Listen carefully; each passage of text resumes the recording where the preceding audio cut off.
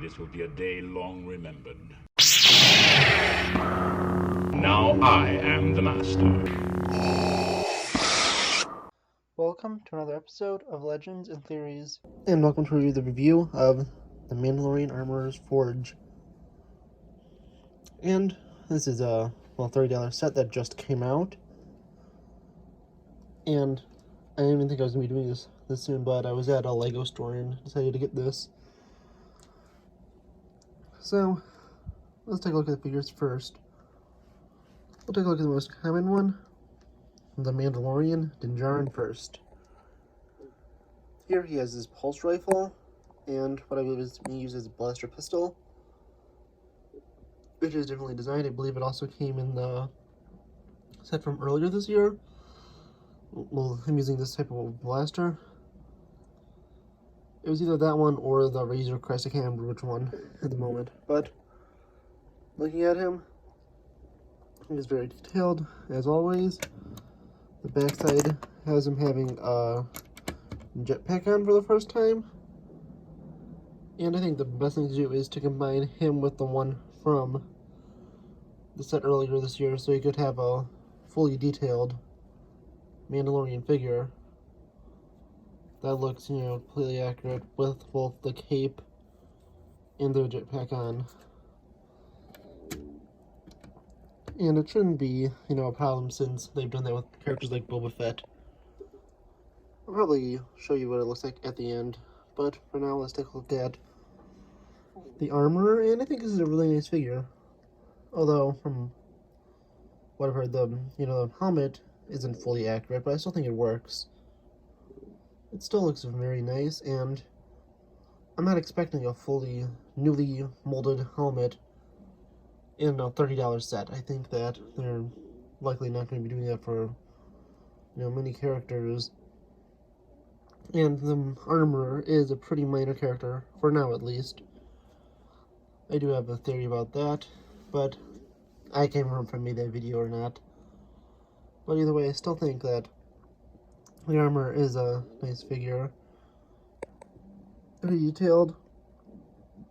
And flipping her to the backside, she has a nice, fur coat piece there. And I don't think that, like the fur piece that came with, I believe, both on the penguin, I believe. I know it's come on other figures, but that wouldn't work on her, so that's just a thing that I don't think would have ever fully worked. And probably think the best one is Paz Vizsla.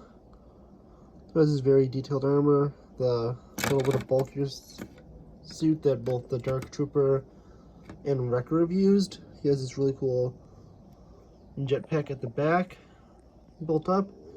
Although I kind of wish it maybe wasn't yellow at the back. I think that it looks cool if it had one of those full yellow. I think it would be cool if it had one of those grill pieces at the back. I'll probably add that on just for detail.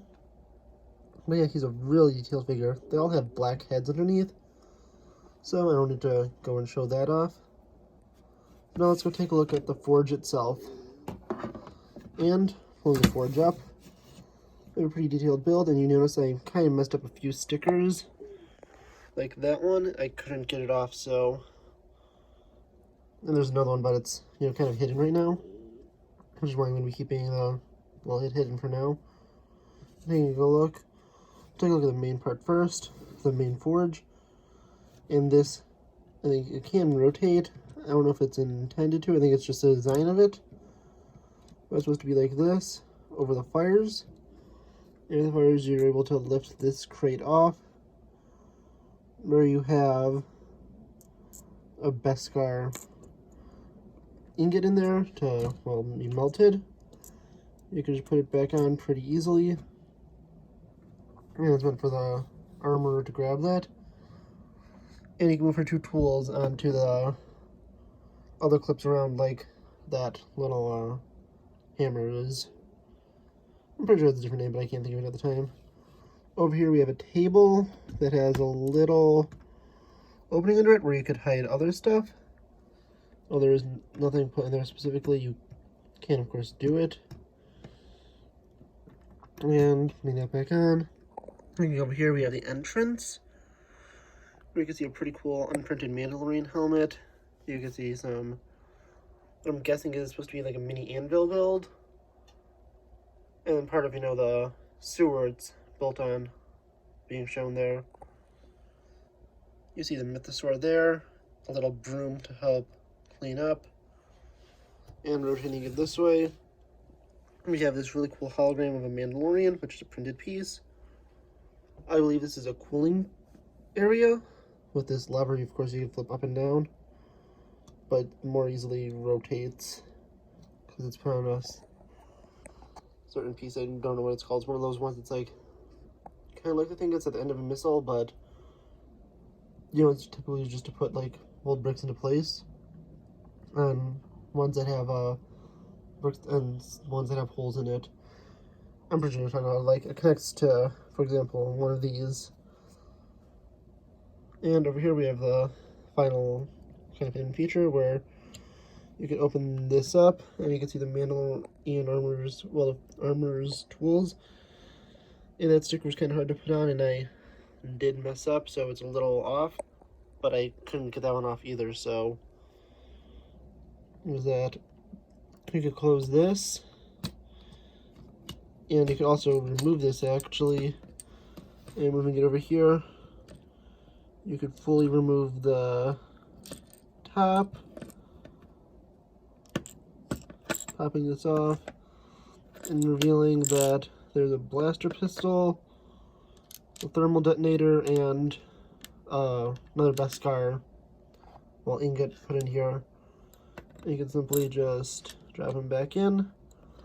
There's an extra thermal detonator, and I think that'd be cool if you put on an IG-11 to kind of represent his self-destruct feature, since he does have a thermal detonator hidden within him. So if you go on either from the Razor Crest, or if you get the Advent calendar, I want to give you a Razor Crest one, the way it was, you can go and add that on. And that's mainly it. We'll take a look at the backside though. And we have a pretty plain backside. Not really meant to be seen that way, and of course this showed you could take this off and have it, if you want to be the entrance, but I think that's just so you could more easily access the contents inside. You have another mythosaur there, but also if you want to, you can go and pop this off and have this separately placed if you want to, but I like the look of it like this. And well, with all that, this is a really nice set. I would definitely recommend it. And now that I have, of course, shown all this off, I will quickly cut, and I'm going to show you what the Beskar Mandalorian would look like, fully built up, and how that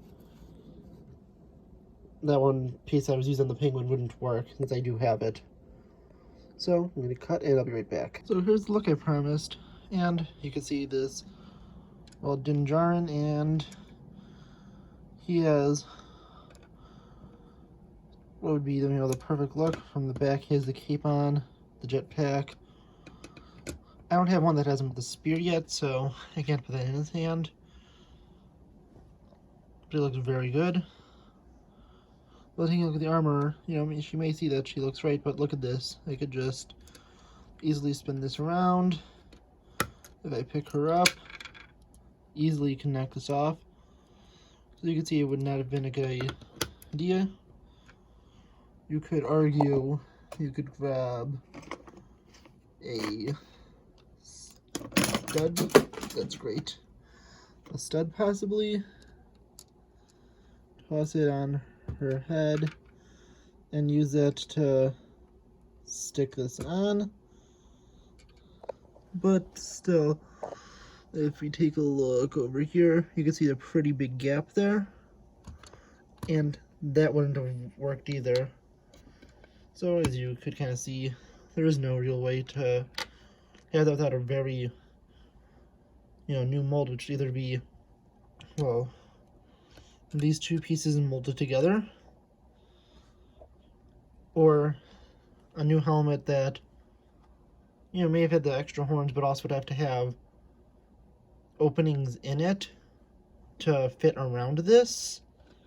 Sorry, I'm kind of looking through a camera screen, so it's a little off. But yeah, I think you can understand why this isn't a new piece, and designing something that would probably cost a bunch of money, and this is a $30 set, so, and not a, you know, minifigure series, so I can really see that. Speaking of minifigure series, I got a few of the Marvel minifigure series. I only got, well, technically 3 figures. I bought 4 packs, but I got a duplicate in it. Conveniently, they're all from What If, which is my favorite one, but still.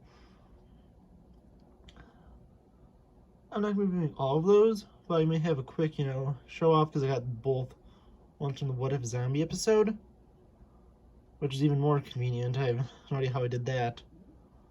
So we may show those off on the day the zombie episode premieres.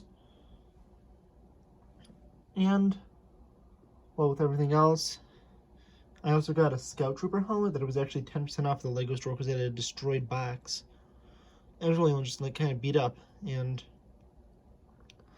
I will be reviewing that, but they'll come out the, like, I think the second week of October, since of course I already have a bunch of scheduled content. I want to get this one out soon since this is the new set, and I think you could get this quickly. But the Scout Trooper helmet's been out for, I think, a few months already. So, really, that is really it. So we'll expect that Scout Trooper one, I think, the second week of October. And not 100% sure on this, if I'm going to do it yet or not. I may be streaming all of DC fandom on the 16th. I'm even probably on a separate computer, so I could possibly have other live streams that day. Or actually, I think I'm going to be pretty busy that day, so I'm just going to set up a live stream on, well, not my main computer, on another one. And with that, I'm going to just play everything out. Well, I think that's really it. Let me know if you'd want me to do the full DC Fandom 2021 live stream, because I think that'd be fun to do. And with that, it's just gonna be me. If the thing starts, I think like it did last year, I think it was at 9:30. It was 9 or 9:30 a.m. at my time. I'm probably just gonna set up the stream a little before that, hit record, and just have it play for the next, I think it's a 12-hour thing, and then it loops back and plays everything again for people on the other side of the world. So that's really the plan. And I wonder if you like that, so just wanted to mention that here. And I'll probably mention it in its own video too, because I want to see what people think of it. But yeah, with that and everything else, I also hope you enjoyed my 1-year anniversary stuff yesterday. I'm not, 100% sure on everything I'm doing. I know I am definitely making well, definitely have those 2 videos out, because it's still, Sunday for me, and that's my 1-year anniversary, so I'm not 100% sure if when I'm streaming. I may stream gameplay from the original Battlefront 2, and go back to finishing up Origins with all the Enigma stuff either tonight or tomorrow. Not 100% sure what I'm going to be doing, and I may play something else through the PS4, or maybe Marvel Super Heroes Continued, or the newer Battlefront 2. But no matter what I do, I'll see you all in the next episode of Legends and Theories. Thank you for watching this episode of Legends and Theories. Please subscribe, like the video, share the video, leave a comment, check out the video on screen, and may the Force be with you.